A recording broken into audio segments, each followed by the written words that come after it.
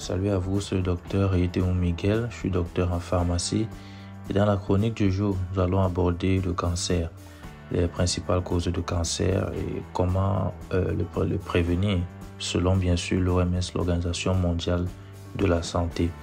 Et bien ce qu'il faut savoir, c'est que le cancer fait partie des maladies les plus meurtrières au monde.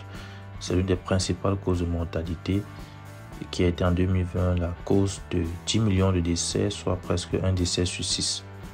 Les cancers les plus courants donc sont le cancer du sein, du poumon, le cancer du côlon et le cancer de la prostate. Le cancer du sein étant l'un des plus ravageurs chez les femmes et le cancer de la prostate l'un des plus dévastateurs chez les hommes. Et donc, le cancer regroupe donc un grand nombre de maladies. C'est un terme générique qui désigne un large groupe de pathologies qui peuvent toucher n'importe quelle partie de l'organisme.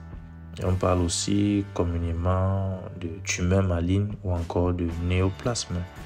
Donc, l'un des traits caractéristiques du cancer est le fait que les cellules anormales vont croître de manière inhabituelle dans l'organisme et vont se multiplier de manière rapide, ce qui donc peut conduire à l'envahissement des parties voisines de l'organisme.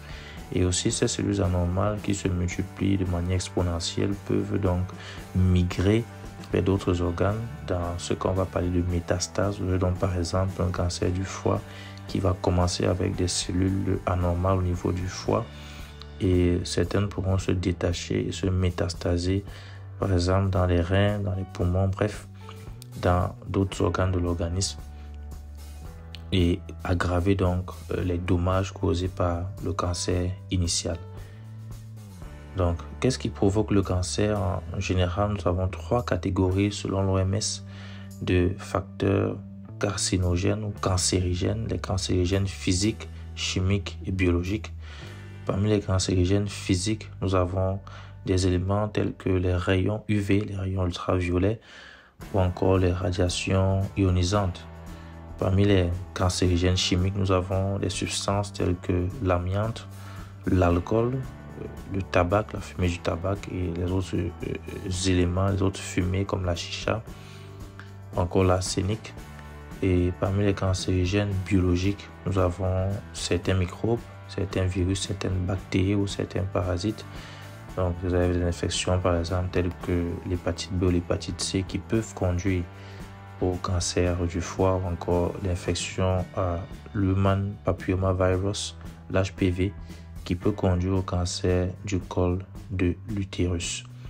Donc, les autres principaux facteurs de risque de cancer sont le tabagisme, la consommation d'alcool ou encore une mauvaise alimentation, une alimentation qui n'est pas variée, qui n'est pas équilibrée, qui n'est pas saine, qui est trop grasse, qui est trop sucrée, qui est trop salée. Le manque d'activité ou le manque d'exercice physique, la sédentarité, peut être à l'origine du cancer. Donc, le fait de rester sur place pendant longtemps de manière prolongée, sans bouger, sans être actif. Et la pollution atmosphérique, la pollution de l'air, notamment avec l'industrialisation de nos villes, peuvent donc être à l'origine du cancer. Et donc, vous l'aurez compris, les moyens de prévenir le cancer sont liés à ces différentes causes dont l'OMS préconise pour réduire le risque de cancer, puisque selon l'OMS, 30 à 50% des cancers, donc la moitié des cancers, peut être prévenu si on adopte des mesures d'hygiène de vie saine, notamment s'abstenir de l'alcool, s'abstenir de fumer, de tabac et de chicha et de tout ce qui va avec.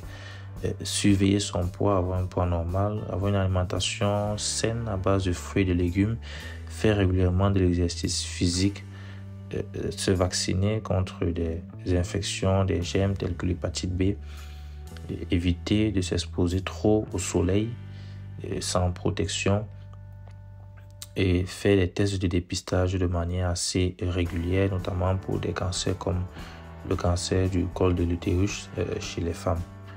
Donc, je vous remercie d'avoir suivi cette chronique et n'hésitez pas à me suivre pour davantage d'astuces et de conseils santé sur ma page Facebook, sur ma chaîne YouTube et sur mon compte TikTok à mon nom, Dr Eyetemo Miguel.